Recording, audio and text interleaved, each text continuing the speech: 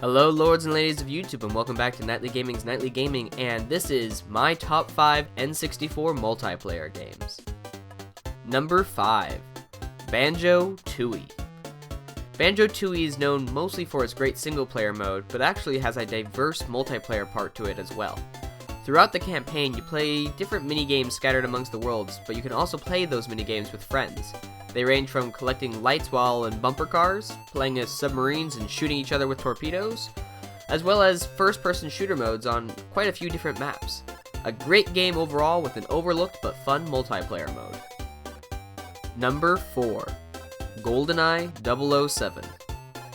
The fact that this game is so low on the list just shows how great the N64 was for multiplayer games. This game really revolutionized the idea of multiplayer first-person shooter games. I spent hours upon hours playing the multiplayer in this game and making everyone else rage whenever I got the golden gun.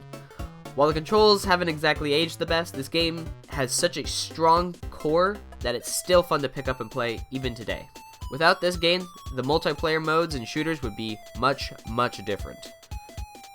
Number 3. Conker's Bad Fur Day. This game is a true gem of the console. Hilarious story mode with tons of gore, and that cartoony gore carries over to the multiplayer mode. Run around as a Nazi teddy bear, cutting army squirrels in half with a chainsaw, or blow the stuffing out of those teddies with a rocket launcher and listen to the satisfying splat noises as their pieces rain down around you.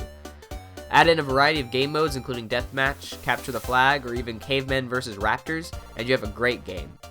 You can choose to fight using guns, grenades, or melee weapons including frying pans. There is even a lot of great levels to play. This was a game that I could always play with friends and have a great time. Number 2. Battle Tanks Global Assault. The first Battle Tanks game was fun to play, but the sequel was way better. Global Assault might not be the best single player experience, although the single player is still fairly fun. The multiplayer made this game a must-own. A huge variety of different tank types, each with their own strength, mixed up gameplay and made every match fun throughout the whole match. Add in a huge number of special weapon pickups such as guided missiles, mines, and teleporters, and you have a great variety of gameplay here. There's even different factions you can choose, which gives you different tanks and special power-ups for every match. There's even multiple game modes from Deathmatch to Capture the Queen, where you have bases full of auto turrets and a giant tank guarding the base for you. This game was always fun to play, especially when you are the one who gets the nuke. Before I continue, I want to give a shout out to a few honorable mentions. The Mario Party series, a great Nintendo-themed board game that is fun for all ages. Donkey Kong 64.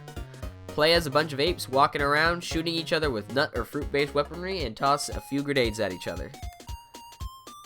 Mario Kart 64. A great racing game that continues to be a fan favorite even after so many new additions to the series. Fun races and intense battles in the battle mode make it great. Pokemon Stadium and Pokemon Stadium 2. You could have Pokemon battles in 3D with your friends using pre-leveled Pokemon or calling your team from the Game Boy. You could also play all sorts of minigames that were always a good time. And now, number 1.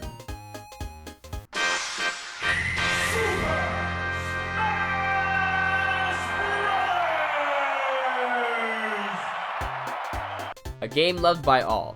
Play as your favorite Nintendo characters as you beat each other and try to make your foes fall to their deaths.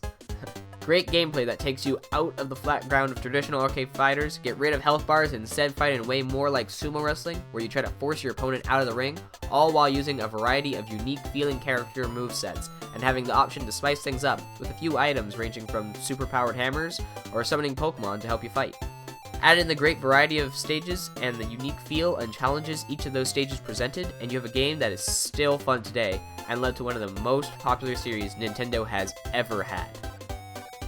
Well, those are my top N64 multiplayer games, but what are yours? Any childhood favorites? Let me know in the comments down below. But with that, if you enjoyed the video, click that like button, it's always appreciated. And if you want to check out my channel for any of my previous videos, including other top lists, go right on ahead. And if you want, you could always subscribe and be notified whenever I put out new videos, it's always appreciated. Anyways, thank you all so much for watching, and I will see you next time. Bye!